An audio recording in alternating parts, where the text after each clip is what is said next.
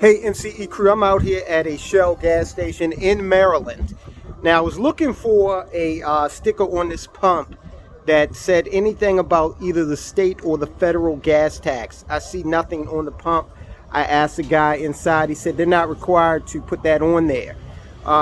Isn't that nice how the government doesn't want to let you know how much of the price per gallon is taxes? Now here in Maryland, our gas tax is 37 cents, and the federal gas tax is almost 18.5 cents. And look, I've got 8 gallons at $34. This is a small car I'm filling up. So we're almost at $40. So anyway, what do we end up at? $39.85. So anyway, Maryland, I have to give credit where credit is due, because I actually wrote to the governor of Maryland and suggested that he suspend the state gas tax. Hold on. Yes. I wrote to the governor of Maryland, asked that he suspend his state gas tax during this crazy time. And I'm sure other people did as well. You know, those who knew that we had one. Because again, it's not printed out here on the pumps. It's not required to be. And the governor and the legislature, they did do that. They went ahead and they suspended it for 30 days. Now, I got to give them credit, okay? They did what they could do. I'm pretty harsh on politicians, and I should be. They asked for it, they got it. So lead. And they have led in this case in Maryland. I don't know about your particular jurisdiction, but look, you think Biden and those guys are going to do that? Absolutely not. They're going to keep that 18.4 cents tax. They're not going to waive it because it's extra tax revenue. So good luck getting through the White House. I think Biden wakes up at about noon and probably goes to bed at around 7. So good luck getting through to him. We're going to talk about these food prices. You know, food prices are up so much that it's a record. Food prices have never increased to this extent before. We're going to talk about a couple of other things on your journey to financial independence. We're navigating some tumultuous waters, but we're going to do it. And we're going to continue on our journey like Odysseus. We're going to face challenges, but we're going to meet them. We're going to beat them, and we're going to stay on the road to financial independence. All right, guys, let's go. Hey, MCE crew, I'm back in the Money Changes Everything headquarters. Now, I want to remind you that when we just did that fill up, we actually took it from 1/4 tank all the way to full. You saw how much it cost to do that in the Money Changes Everything mobile, which is not a flashy car. Okay, I drive a Volvo wagon. I'm on a smooth Renaissance tip. But a Volvo? What kind of black man drives a Volvo? A black man that appreciates safety. So, you experience this. I'm not telling you anything you don't want to know, but that you don't already know, rather. But you do know that car, you should know that car takes regular gasoline. That was not premium. Okay. So we need to talk about these global food prices, because we're heading into a global food crisis that is going to hit the Western world. Now, we got viewers, thank God, we got viewers all over the world. I appreciate each and every last one of you. And we're all going to feel the pinch here, because you know, this audience is extremely intelligent. You know that what happens is when we experience higher gas prices, then of course it's going to drive up the cost of transporting everything to its final destination in terms of its retail destination, where you buy it from. In this case, what we're talking about today is the grocery store. So, hey, you know what? Let's hear from our esteemed Vice President Kamala Harris in terms of what she thinks will be happening to alleviate this pain at the pump that we as Americans, at least, are feeling. And if I can ask you, Madam Vice President, President Biden has said that Americans will feel some pain for the sake of defending freedom and liberty, but there does seem to be no end game in sight. How long should Americans expect? How long should we be bracing for this really sort of historic inflation and some unprecedented gas prices. Sure.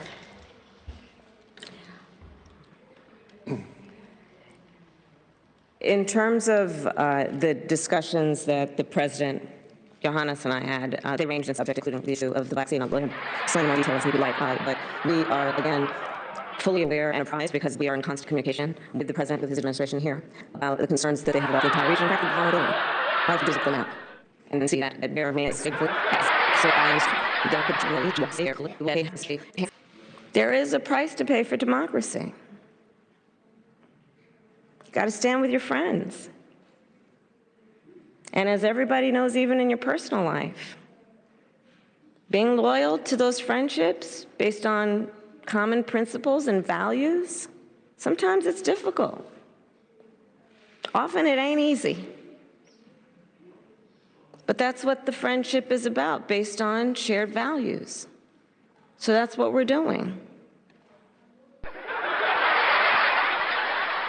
That was a word salad that did nothing to address the issue at all. They have no clue, no idea really what they're doing. I don't know who's running the show. It cannot possibly be Biden and Harris. There's no way. If it is, then we're rudderless. Okay. I would like to believe that there is some plan, even if it's a plan that says we got to, do these things and they're going to be adverse to the American economy, because that can be fought. Okay. That can be fought against, especially in November when we have midterm elections in this country. But if we've gotten to a point in this country where the political leadership just, doesn't have any idea what the hell's going on, we're in very, very deep trouble. So as I always say, the Democrats don't understand macroeconomics. A lot of the liberal-minded folk, at least in America, are extremely wealthy and out of touch. Case in point, Stephen Colbert. I always say you can really see how great America is when you look at people like Stephen Colbert. He's not funny, yet he's making millions of dollars as a comedian. In this country, you can be an unfunny comedian and be extremely successful. It's a great country. The government, however, is the problem. Now, Stephen Colbert, he says that he's absolutely comfortable with gas prices the way they are. He, thinks they should be higher. Him and George Takei. I was talking with someone about George Takei, and they said, yeah, Hollywood, and they mentioned George Takei. George Takei hasn't been Hollywood for 60 years. He's the guy that played Sulu on my favorite sci-fi franchise, Star Trek, back in the day. I've seen George Takei in Star Trek and an episode of The Twilight Zone, the original, black and white. And that's all I've ever seen him in. But anyway, this is America, and if you, if you were on an episode of The Dating Game 40 years ago, you're listed as a celebrity. This is how we do it over here. So his opinion rises to the top. George Takei, Stephen Colbert, and other rich Democrats have espoused this notion that, gas prices should actually be higher. Screw the little guy that actually puts money in my pocket by watching my dumbass show or, otherwise patronizing Hollywood. Screw them. They should just go out and buy an electric vehicle starting at $50,000. Now, how the hell are you supposed to do that when gas prices have driven the price of everything else up? $70 is the new $40. Well, now it's probably about $80 is the new $40 at the supermarket. I know that is the case for us. In fact, I want to point something out to you guys. You see that? That's a sugar stain. I was eating a glazed donut earlier from Dunkin' Donuts, and some of it dropped. Now, pretty soon here, this is going to be a sign of wealth. Okay, I'm not going to be able to go into the wrong neighborhood with this sugar stain, because they're going to look at that and say, hey, that guy's eating pretty well there. He's got sugar to spare. So this is I just want to point that out to you, a sugar stain. Now, I'm being a little facetious when I do that, but look, these prices are possibly going to go up from here by about 22%, and that's not Uncle T-Bone saying that. That is the United Nations. With dozens of countries around the world relying heavily on both Ukraine and Russia for food supplies, the United Nations warned Friday the ongoing war is likely to significantly drive up global food prices and worsen malnourishment in the global south. You might hear my dog. He's very sensitive to these food issues, but he doesn't know that he's good to go. But still, I don't blame him for being concerned. With both Ukraine and Russia's ability to produce and export food uncertain, a global supply gap, quote, could push up international food and feed prices by 8% to 22% above their already elevated levels, unquote. This is according to the UN's agriculture organization, Food and Agricultural Organization. So remember, these are the experts. And remember, the experts are always wrong. So if they're saying 8 to 22%, it's probably looking at somewhere between 10 and 25% increases from here. Now, of course, that's going to put a strain on the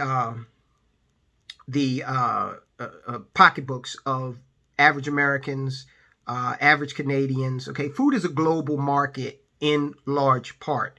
When you're talking about grain, wheat, grains like wheat and corn, fertilizer, these are in large part global markets. So when supply is constrained in one part of the world, but demand remains the same, then of course you're going to have prices increase, okay? And it's going to become, less affordable to nourish yourself and your family than it was before. So you're going to have to spend more money just to do the exact same thing, to take in the exact same amount and type of calories. 2 weeks into Russia's invasion of Ukraine, which has killed more than 560 civilians and forced more than 2.5 million people to flee the country, the Food and Agriculture Organization of the UN said up to 30% of Ukraine's wheat fields will not be harvested in 2022, 2023 due to the war, okay? People aren't out there. Would you like to be in the middle of an open field harvesting wheat when you're in the middle of a war? No matter which side you're on, I doubt if that's a good idea. Cereal crops will be ready for harvest in June, said FAO Director General Ku Dong-yu.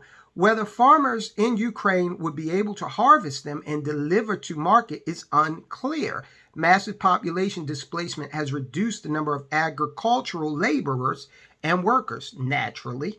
Okay, people are trying to get out of the country. Ukraine is the world's 5th largest exporter of wheat products, while Russia is the largest. Combined, the two countries export more than a third of the world's grain products, including 19% of barley, 14% of wheat, and 4% of maize. Now, we did the video about Hungary. They responded to this last week and said that they will not be exporting any of the wheat that they produce. So throw them into the mix as well. Russia also is the top exporter of fertilizer products, with many countries in Europe and Central Asia relying on Russia for more than half of their fertilizer supplies. So remember we did the video where I was at the community garden, and I was suggesting that if you live in an apartment or townhouse and you don't have room to plant a garden and replace some of your calories, that you might consider a community garden. Even doing that is going to cost you more because we're seeing constraints on fertilizer supply. But these things are going to have to be done unless you want to be fully exposed to these food price shocks. Now, another thing you could do is you could also start to store food that you buy from the grocery store.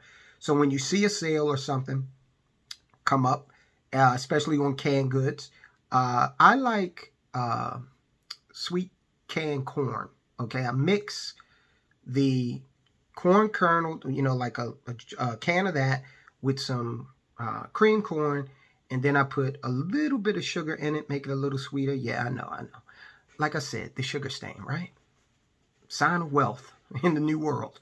But if you are in a climate where you can't grow certain things, or if you don't have the space, then start to look at ways to accumulate food so that, again, you won't be subject to uh, the full brunt of the food shocks. Now, the thing is, food and fuel, remember, they're not counted in the core inflation number.